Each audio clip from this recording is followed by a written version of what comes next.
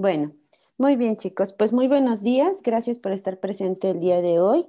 Y bueno, vamos a comenzar a trabajar ya en esta segunda semana con lo que es el tema de etapas de desarrollo.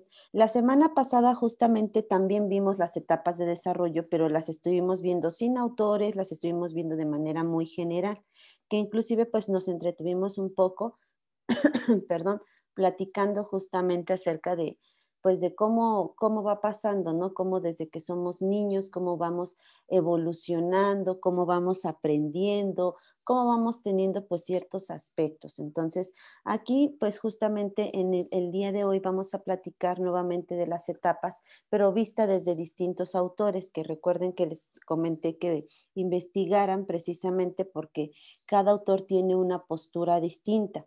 De hecho, si hubiésemos estado en presencial, pues esta dinámica la hubiéramos hecho muy distinta porque la verdad es de que los autores tienen mucho, mucho que aportarnos, tienen visiones muy, muy distintas de lo que es el desarrollo humano. Justamente hay quienes lo ven desde el ámbito cognoscitivo, hay quienes lo ven desde el ámbito ya más, más físico, ¿no? Depende mucho y en gran medida de la época y de la etapa en la que se encontraban justamente esos autores, también del lugar de donde son.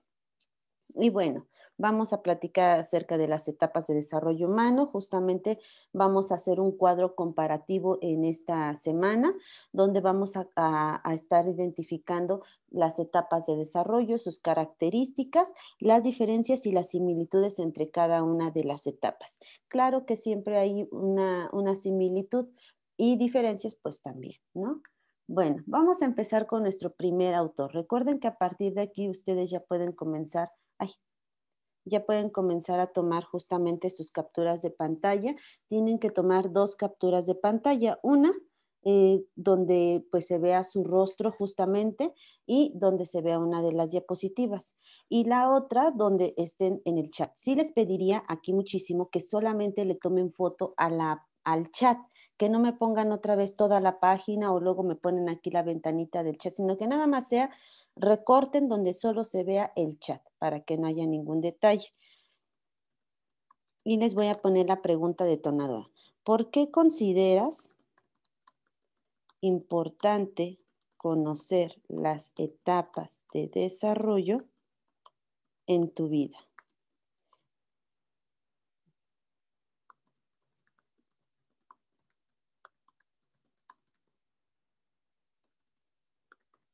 Listo. Ay, no era tienes, era tiene. Espérenme, déjenlo corrijo porque si no ya se entiende distinto. ¿Qué trascendencia tiene? Listo. Ahí está, ¿vale? Bueno, vamos a empezar con este primer autor que se llama Jean William Fritz Piaget o pues más cortito su nombre, Jean Piaget. Así es como lo pueden encontrar pues comúnmente en la red. Jean Piaget fue un psicólogo suizo que se considera el padre de la epistemología genética y ustedes van a decir, bueno, ¿a qué hace referencia eso de la epistemología genética?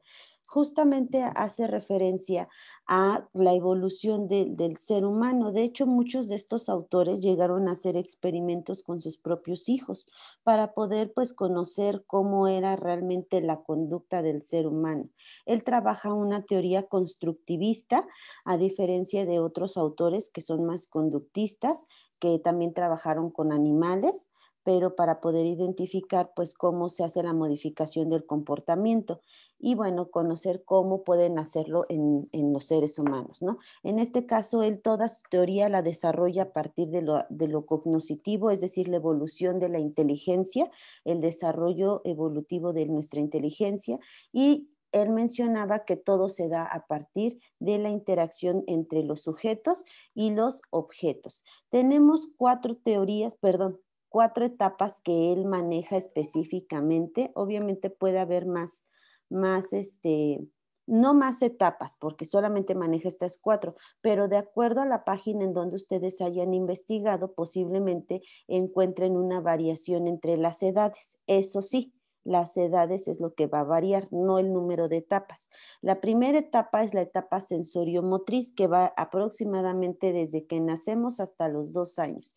Aquí, si nosotros recordamos a un bebé en esa etapa, pues todo surge a partir de lo que son sus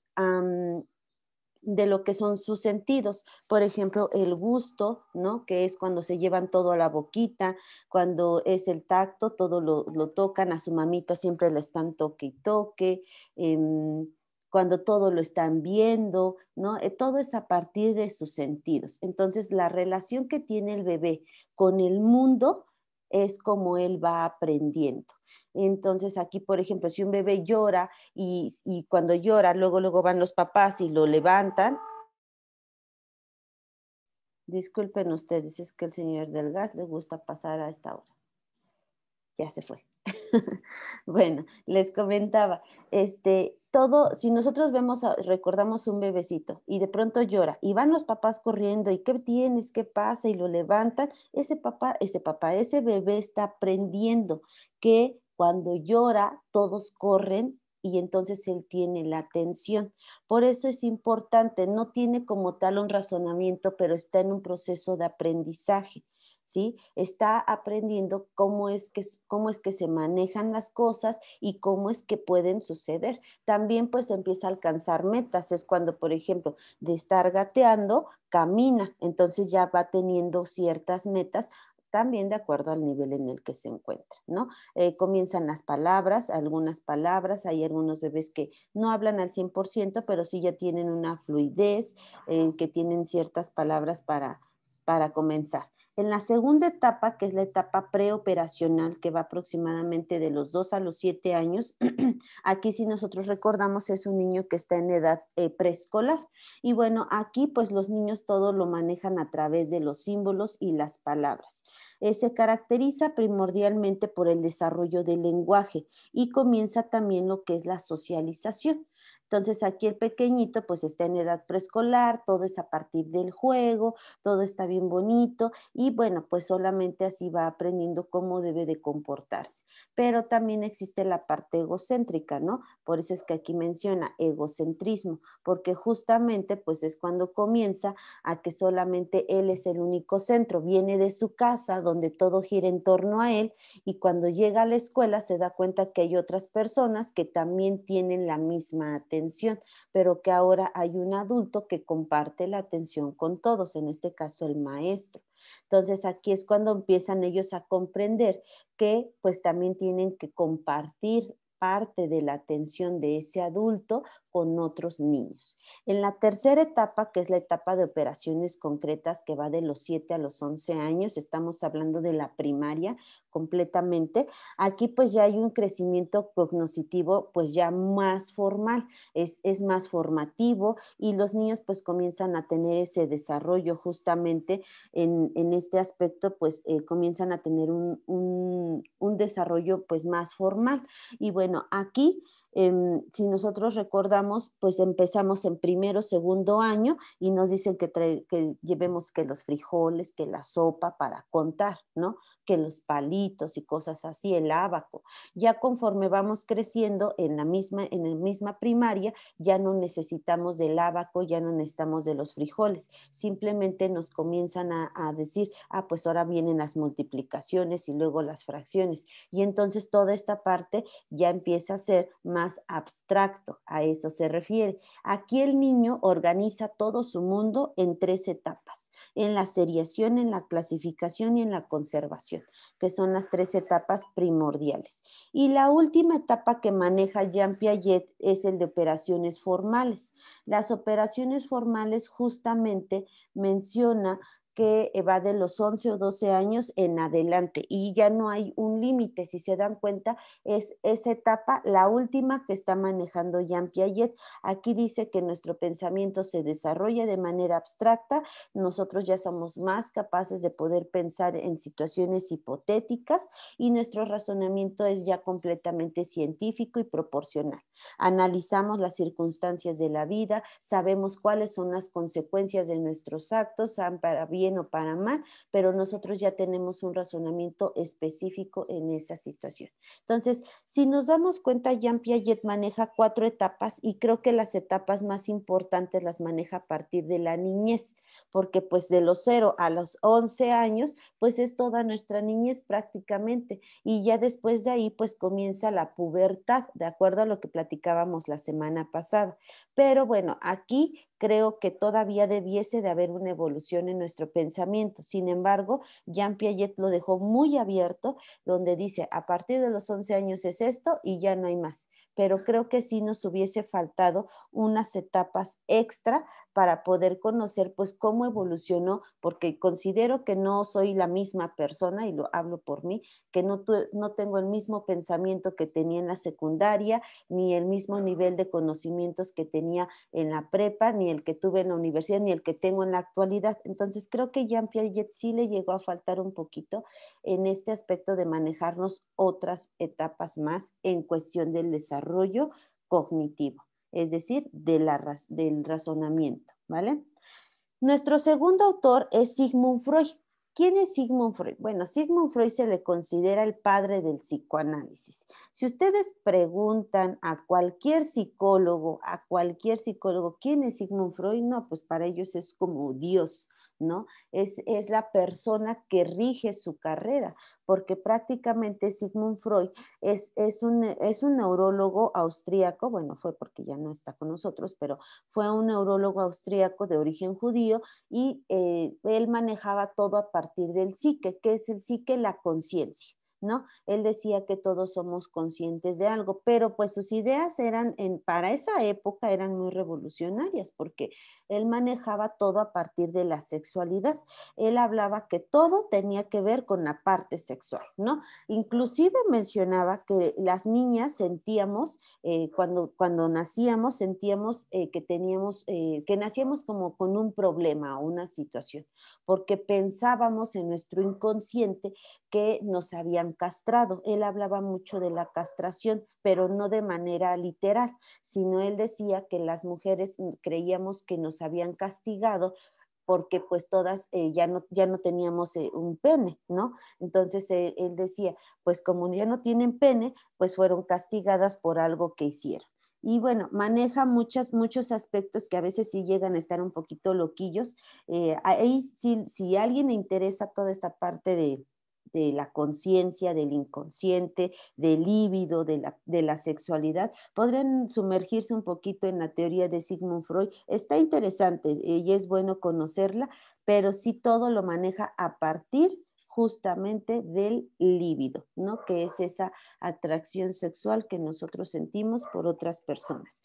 ¿Cuántas etapas maneja en su desarrollo de la personalidad, en el desarrollo humano, que es el tema que nosotros nos estamos centrando? Él maneja justamente 5 etapas y si se dan cuenta el nombre de sus etapas, pues tienen que ver específicamente con el ámbito sexual: oral, anal, fálica, de latencia y genital. La oral va aproximadamente desde que nacemos hasta el año y medio, más o menos, un año, año y medio. Aquí nos dice que el niño tiene un interés por la boca, que es chupar, comer y morder. Y recordamos a a Jean Piaget, también nos decía que era a partir de los sentidos, pero aquí él lo maneja específicamente oral, es decir, todo se lo lleva el niño a la boca y así es como va teniendo una satisfacción, porque es lo que él manejaba, satisfacción a partir de su sentido oral, ¿vale? En la segunda etapa, que es la etapa anal, él maneja del año, año y medio hasta los 3 años. Todavía no va el niño al preescolar y él nos dice que aquí es cuando se aprende a ir al baño. Entonces, justamente la gratificación o la satisfacción que siente el niño es por expeler o retener las heces fecales, es decir, cuando él mismo controla su esfínter, ¿no? Y cuando acepta las exigencias sociales que tienen que ver con ese control de esfínteres. Hay quienes posiblemente les hayan enseñado, un día pregúntenle a sus papás, oye, ¿y cómo me enseñaste a ir al baño? ¿Cómo fue? ¿No? posiblemente les van a decir, no, pues te hiciste muchas veces en el calzón y te pegué, o posiblemente les digan, no, pues sabes qué, te dije cómo era, esta era tu vacinica y tú lo aceptaste y de pronto pues hiciste ahí, o sabes que no, tú fuiste directamente a la taza, ¿no? Entonces depende mucho cómo nos enseñaron a ir al baño, el cómo nos comportemos ahora, porque también Sigmund Freud es algo que decía, que si alguna de estas etapas había sido interrumpida, cuando somos adultos tendríamos una consecuencia de ello notoria en nuestro comportamiento y desarrollo de la personalidad. Y van a decir, maestra, no entiendo a qué se refiere eso. Bueno, él dice que las personas que llegamos a hablar mucho es porque posiblemente en la etapa oral no nos dejaban que nos metiéramos todo a la boca. Él lo dice, no lo digo yo. También menciona que las personas, todo lo que tenemos, los que llegamos a tener satisfacción por la boca, el tomar agua, bueno, el tomar, consumir alcohol, fumar, hablar mucho, hay personas que muerden los lapiceros o que se muerden las uñas, todo lo que sea por la boca es porque posiblemente cuando estábamos en la etapa oral no nos dejaban que la desarrolláramos adecuadamente. Sigmund Freud dice que cada etapa tiene que desarrollarse tal cual. En la etapa anal van a decir, bueno, ¿y ahí cómo sucede? Bueno, hay personas que tienen ciertas, pues que son gustos, por decirlo de alguna forma, respecto al control de esfínter, ¿no? Nos damos cuenta, por ejemplo, en el ámbito sexual, que posiblemente hay personas que les gusta mucho que orinen o que defequen o ese tipo de situaciones y va relacionado también con esta etapa, ¿no? Entonces, eso es lo que mencionaba él. En la etapa fálica que va, por eso les digo que era medio loquillo, estos temas sí se tienen que, si quieren conocer más, tendrían que sumergirse sí un poquito más en toda la teoría de Sigmund Freud. Bueno, en la etapa fálica,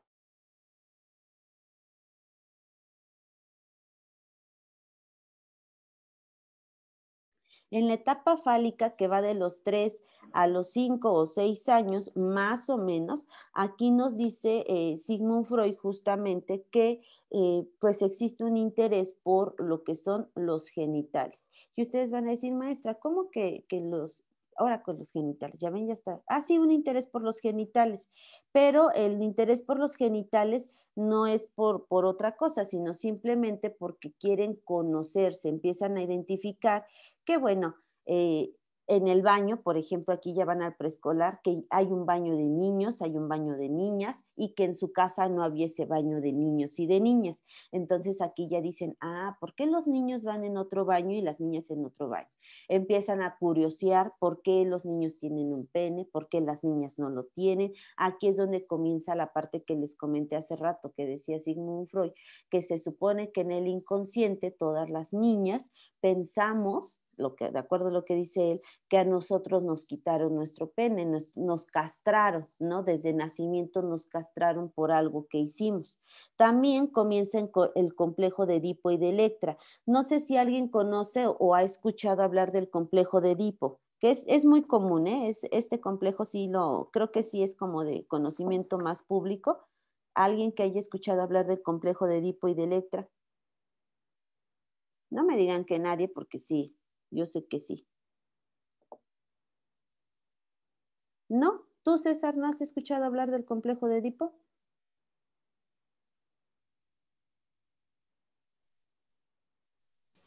Sí, profe, yo sí. No, mis, yo ahora sí no. ¿Quién dijo sí? Ya no supe. Ah, Fede. A ver, Fede. Yo, profe, o sea, bueno, nada más, me acuerdo que solo lo mencionaban ahí en la prepa, en biología, Ajá, pero nada más lo explicaron muy rápido. De hecho, casi no me acuerdo, pero sí me acuerdo del nombre, sí. del nombre. Muy bien.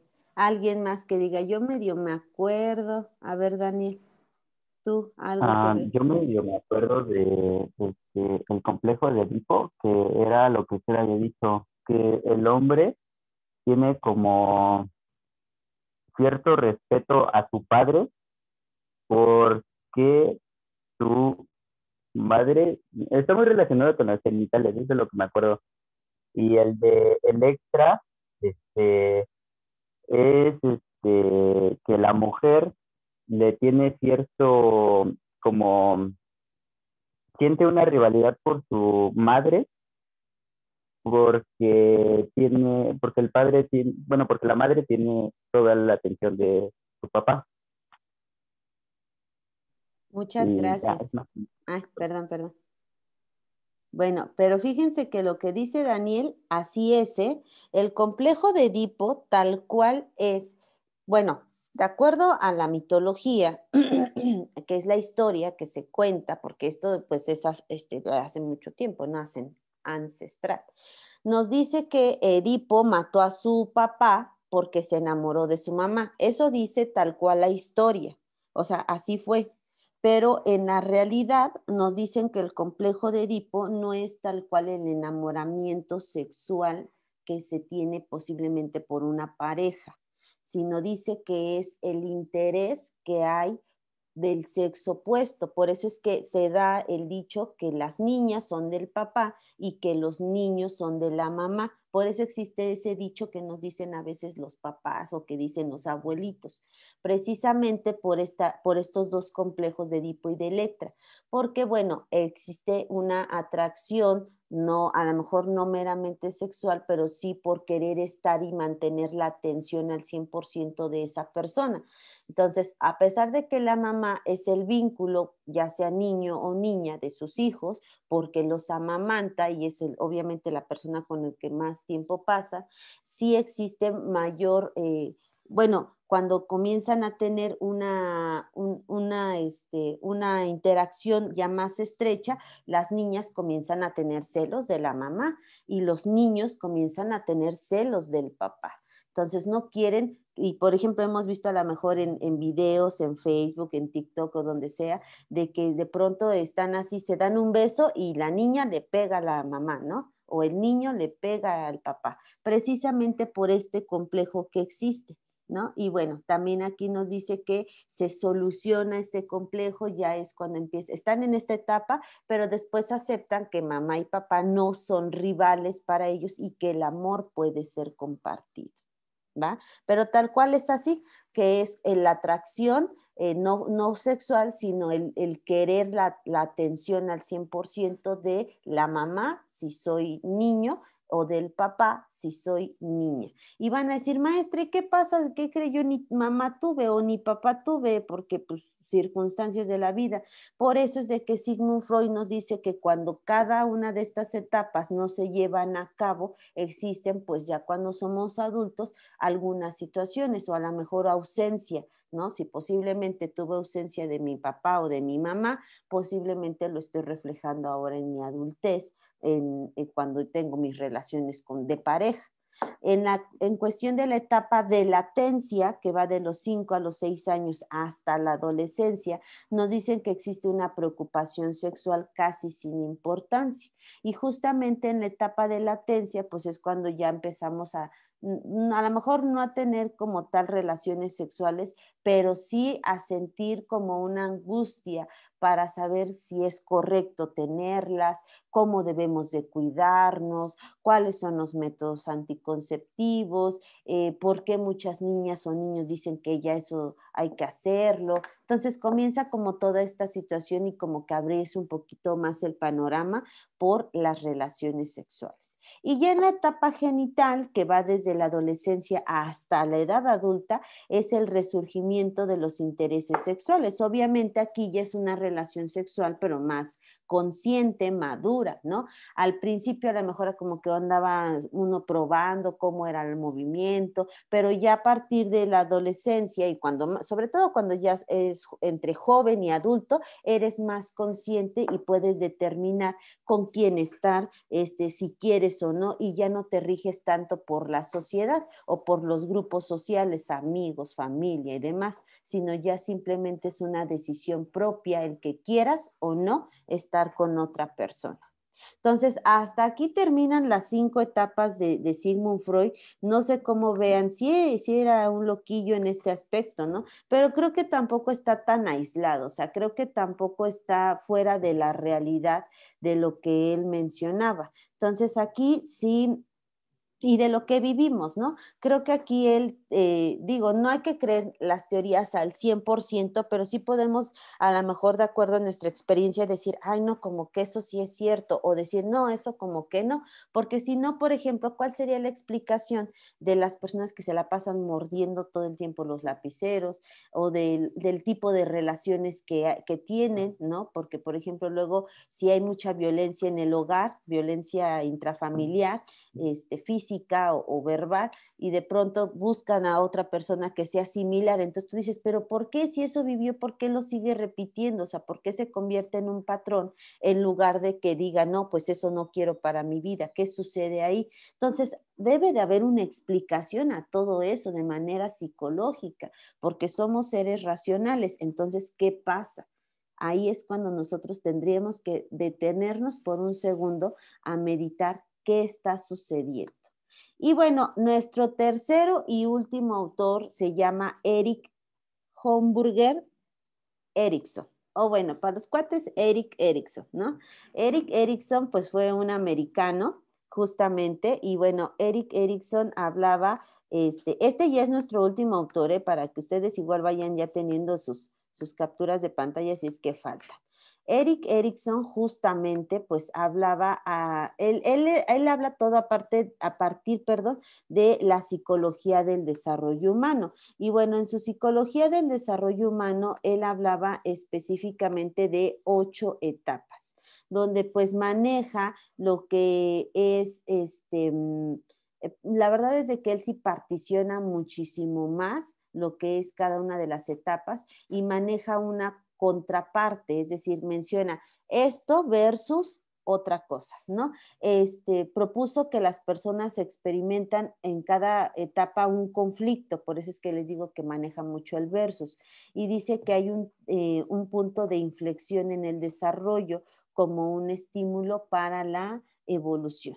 Entonces, aquí nos dice que estos conflictos se centran en desarrollar una cualidad. Nos dice que en cada etapa nosotros podemos ser o una cosa o podemos ser otra cosa. Y van a decir, maestra, no entiendo a qué se refiere. Bueno, aquí están las etapas que él maneja, se lee de abajo hacia arriba, de la base a la cúspide. La primera es la confianza versus desconfianza. Ahorita vamos a ir viendo cada una, pero vamos así. Este colorcito es infante, luego es niño, el rosita. ¿Ven mi cursor o no lo ven? ¿Se ve mi cursor? No. Sí, Miss. Bueno, porque digo, yo lo estoy moviendo y qué tal si nadie lo ve.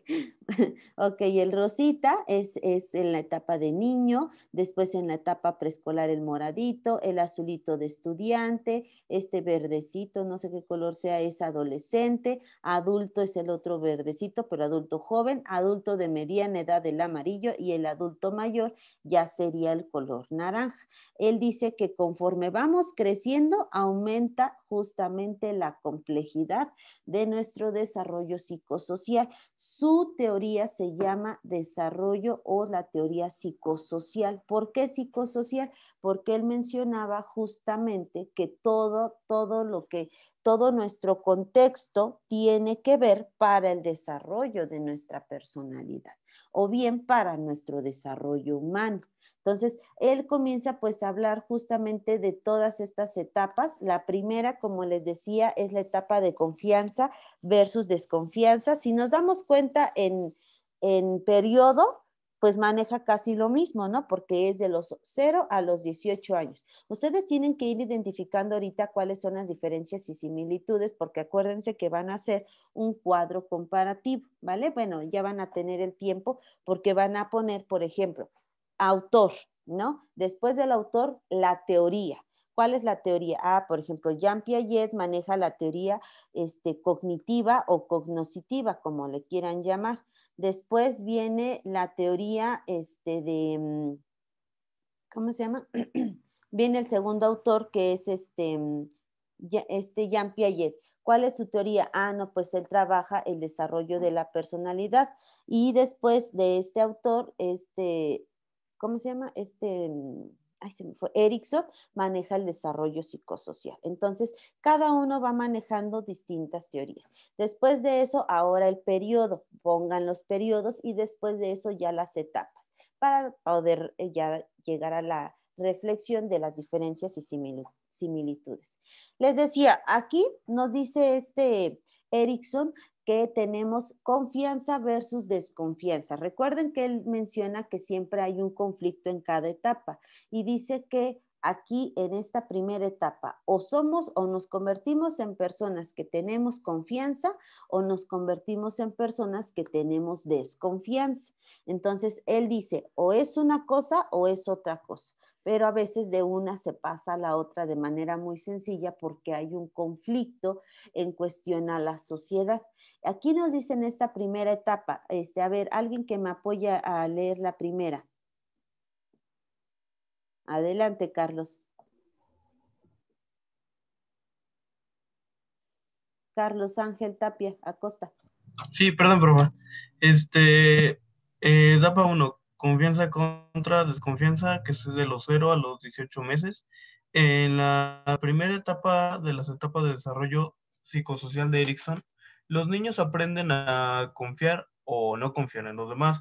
La confianza tiene mucho que ver con el apego, la gestión de relaciones y la medida en la que el pequeño espere que los demás cubran sus necesidades. Debido a que un bebé es totalmente dependiente, el desarrollo de la confianza se basa en la confiabilidad y la calidad de los cuidadores del niño, especialmente con su madre. Muchas gracias. Efectivamente, entonces les decía, como la primer persona con la que este niño tiene contacto es la mamá, ¿qué pasa cuando la mamá no está? Cuando la mamá, y más en nuestra actualidad, tiene que salir a trabajar, tiene que salir a estudiar y no puede estar al 100% y lo sustituye una tía, la guardería, la abuelita y alguien más. Entonces aquí el pequeño hay dos vertientes, o adquiere confianza o le da desconfianza en esta primera etapa, ¿no? Porque es la ausencia de la persona que lo amamanta y es la persona que le da pues todo para sobrevivir. La segunda etapa de autonomía versus vergüenza o duda, que va del año y medio hasta los 3 años, aquí nos dice Erikson que el niño adquiere cierto grado de control sobre su cuerpo y autonomía para poder crecer. Aquí nos dice que comienza a tener tareas como levantar sus juguetes, como a lo mejor no bañarse, pero sí hacerse ciertos aseos, el ir al baño solo, entonces comienza a tener más autonomía y a ganar control de sus propias decisiones y sobre todo pues que sus papás ya no depende tanto de sus papás, ¿no? La tercera etapa, a ver, ayúdame Margarito, porfa.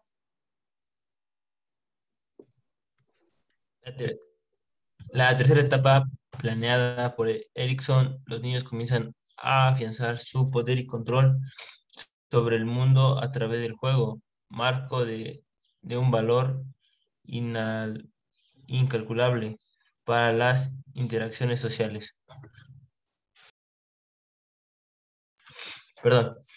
Cuando logran su equilibrio ideal de iniciativa individual y la voluntad de trabajar con otros, surge la cualidad de ego conocida como propósito. Perfecto. Y bueno, en esta etapa pues ya comienzan los niños a afianzar su poder y control a través del juego. Estamos hablando de la edad preescolar, comienzan las interacciones sociales y a tener ese equilibrio, ¿no? Entre lo que yo quiero y lo que quieren otras personas y a como que tener justamente ese equilibrio en eso. En la cuarta etapa, que es laboriosidad versus inferioridad, que va de los 5 a los 13 años, justamente nos habla de que se pueden realizar aquí ya tareas más complicadas.